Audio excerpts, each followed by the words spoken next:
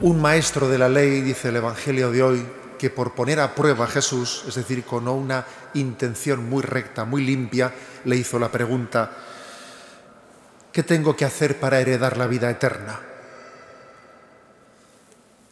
La respuesta de Jesús la habéis escuchado: amar a Dios con todo el corazón y al prójimo como a uno mismo.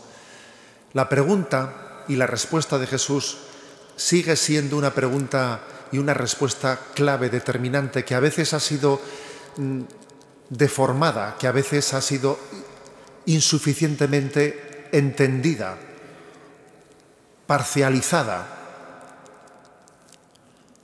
Porque Jesús dice: amarás a Dios sobre todas las cosas, con todo el corazón, y al prójimo como a ti mismo. Y en este inevitable decurso de la historia en el que funcionamos por la ley del péndulo, hemos solido parcializar la respuesta de Jesús.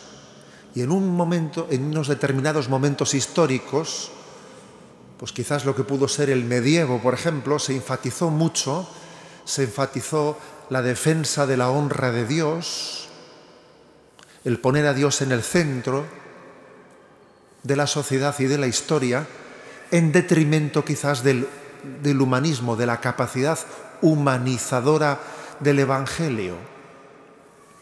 Pudo haber como una lectura, digamos, parcializada. Y quizás en este momento de la historia, como digo, por aquello de la ley del péndulo, estamos en otro extremo en el que se subraya que quizás lo principal del Evangelio es el amor al prójimo, desligándolo del amor a Dios, como que el amor a Dios no es tan importante porque ya está implícito en el amor al prójimo y no hay que predicarlo explícitamente.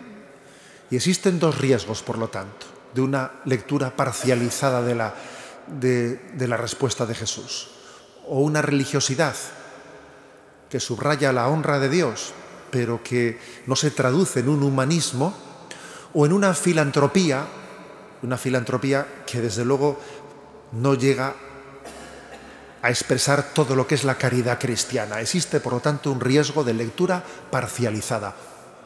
La primera, que pretende poner a Dios en el centro, y la segunda, que pone al hombre en el centro. La respuesta ciertamente es Jesucristo, Dios y hombre verdadero. En el centro está Jesucristo, somos cristocéntricos, lo cual es poner a Dios en el centro y lo cual es poner también al hombre en el centro. Amarás a Dios con todo el corazón y al prójimo como a ti mismo. La respuesta, pues, digamos, equilibrada, es entender que nuestro prójimo, en primer lugar es Dios. Dios es nuestro prójimo. Dios está mucho más próximo a nosotros de lo que suponemos. Dios es más cercano a nosotros que nuestra propia intimidad. El primer prójimo es Dios. No hay nadie más prójimo que Él.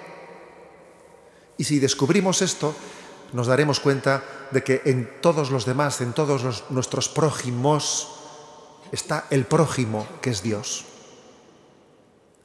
Lo peor, el veneno, son las dicotomías, el tener que elegir entre una cosa o su contraria, el tener que elegir entre Dios y el hombre, el tener que elegir entre la trascendencia o la inmanencia. No, esa es una elección falsa. El primer prójimo es Dios, y Él está presente en todos los prójimos.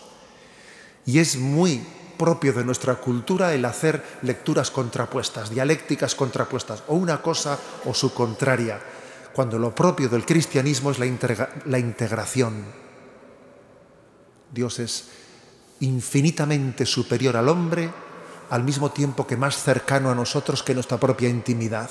Y esas dos cosas se van a realizar en la Eucaristía que ahora mismo nos disponemos a celebrar. Aquel que los astros y los cielos no pueden contener, se hará pequeño, cercano y próximo a nosotros en este sacramento. Dios es el prójimo, es el más próximo y está presente en nuestros prójimos. Vamos a recibir ese mensaje del Evangelio de hoy y recordemos que el primer buen samaritano es Jesucristo,